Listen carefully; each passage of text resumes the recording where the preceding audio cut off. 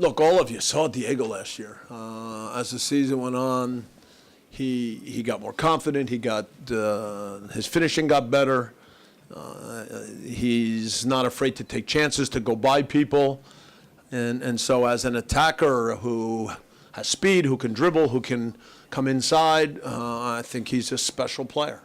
And we continue to try to challenge him to be better, to not get frustrated if he gets fouled, to make sure that the determination and the confidence to keep doing the things that make him special, that happens all the time. So, we feel really good about that. Our attacking ideas, we work on all the time. Movements, understanding of when to stay outside, when to come inside, trying to get balls to guys on the run so they're not just starting from a standstill, how to get behind teams. We create a lot of advantages, but we still look at many that could be better. So we've got plenty to work on. Ryan? Bob, you had a couple of debutantes today. How did you feel Segura did in his first regular season LAFC match, and also the 10 minutes that Peter Lee Vassell received in the midfield? Eddie's had an awesome preseason. He's alert. He's not afraid to step up, make plays, cover for people. I think his passing gets better every week. So for me, what I saw tonight from Eddie was no surprise. I see it every day in training. He's one of these guys that shows up and just has a positive way about him, takes in information, ideas.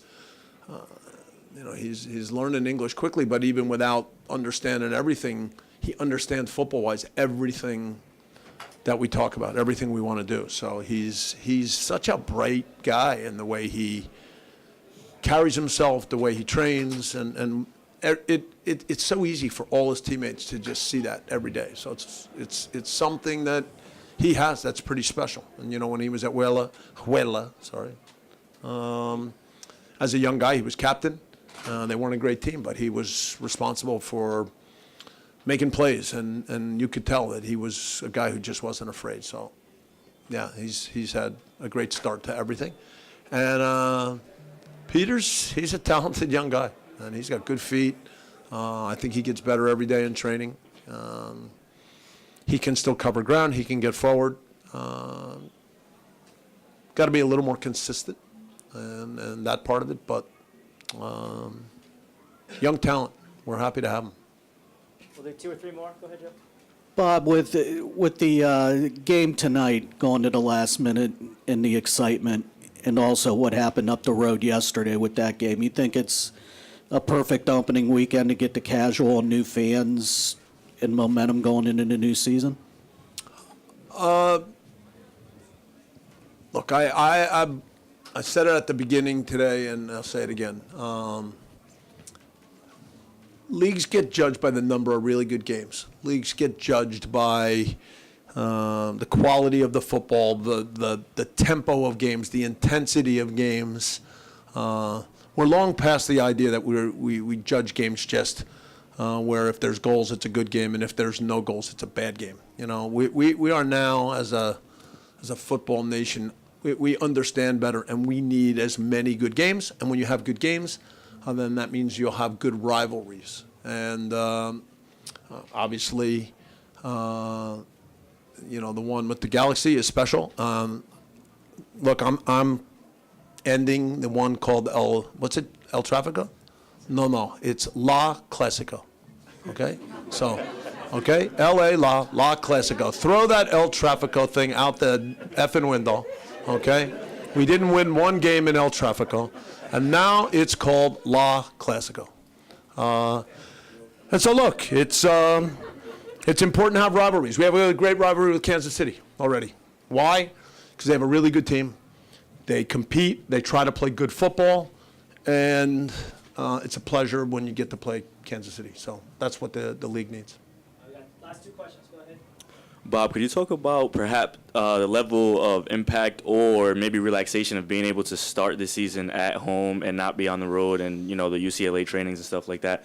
Maybe is there a level of impact that you saw on the team being a little more comfortable being able to start this year here?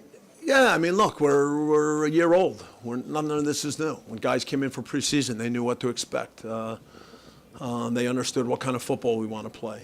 The fact that we can work out of our own training facility helps every day make sure that the quality of the work, from what they do before training to video to the stuff that they do for recovery, all those things now are habits for guys. And it's a credit to the performance staff, the guys that are working with me every day. We're pretty proud of the culture that we have.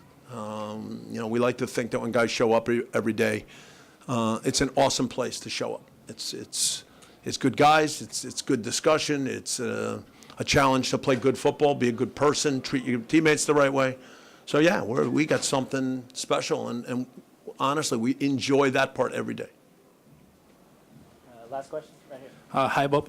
Over the week, you talked with Bella about him being able to play at Messi's level. What do you think about that play in the second half, that Messi-like play in which he drove the ball and he passed 1, 2, 3 players and he That did almost look scored? like Messi, didn't it? It did. So when I say I'm crazy for that, I'm not that crazy. No, you're not that crazy. Okay, and so, yes, Carlos, everybody gives me a hard time. How can you say this to Carlos? All right. I've said that to 2 players in my career. There's 2 guys that I have shown Messi clips and say, look, this can be you. It's Carlos and it's Mohamed Salah, all right? And I think I'm right on both of my choices. So, yeah, Carlos, he's sick of it, but he's going to keep hearing it.